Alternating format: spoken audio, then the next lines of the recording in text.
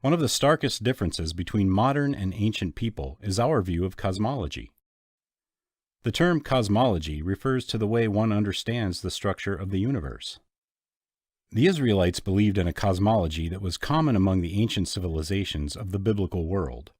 It encompassed three parts built up like a layer cake: a heavenly realm, an earthly realm for humans, and an underworld for the dead.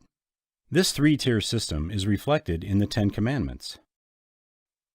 You shall not make for yourself a carved image or any likeness of anything that is in heaven above, or that is in the earth beneath, or that is in the water under the earth.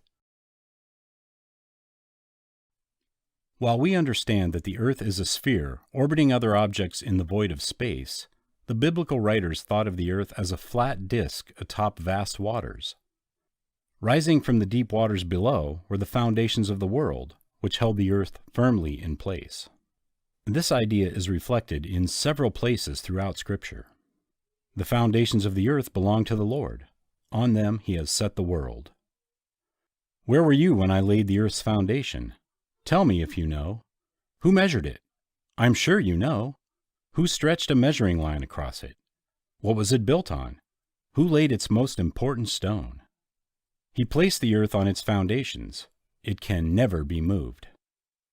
Beneath the earth lay the realm of the dead, often referred to by the Hebrew word Sheol. The Hebrew word for earth, eretz, is also used, since the graves dug by humans represented gateways to the underworld. This underworld was also connected to the great deep, the uninhabitable abyss beneath everything. In Job, this realm is described in watery terms. The dead tremble under the waters, and their inhabitants. Sheol is naked before God, and Abaddon has no covering. Jonah's description is perhaps the most vivid. Water encompassed me to the point of death. The great deep engulfed me. Weeds were wrapped around my head. I descended to the roots of the mountains. The earth with its bars was around me forever, but you have brought up my life from the pit, O Lord my God. Ancient Israelites did not think of the sky as a layer of gas. They believed the heavens were separated from the earth by a solid, glass-like dome.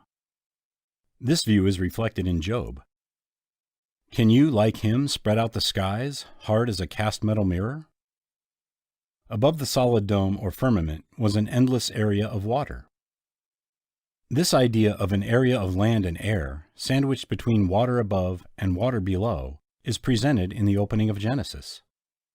And God said, "Let there be an expanse in the midst of the waters, and let it separate the waters from the waters." And God made the expanse and separated the waters that were under the expanse from the waters that were above the expanse. And it was so. And God called the expanse heaven. The firmament surrounded the earth, and its edge met the horizon, the boundary between light and darkness.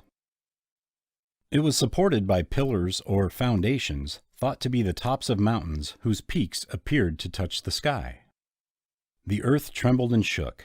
The pillars of the heavens rocked back and forth. They trembled because the Lord was angry.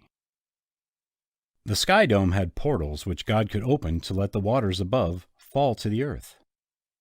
This idea is evident in the story of Noah and his ark. Noah was 600 years old. It was the 17th day of the second month of the year. On that day, all of the springs at the bottom of the oceans burst open. God opened the windows of the sky. Rain fell on the earth for 40 days and 40 nights. And how did the rain end? The springs at the bottom of the oceans had been closed. The windows of the sky had also been closed, and the rain had stopped falling from the sky. God and his heavenly hosts were thought to dwell above the firmament. Thick clouds veil him so that he does not see, and he walks on the vault of heaven. The Lord builds his palace high in the heavens. He lays its foundation on the earth. He sends for the waters in the clouds. Then he pours them out on the surface of the land. His name is the Lord.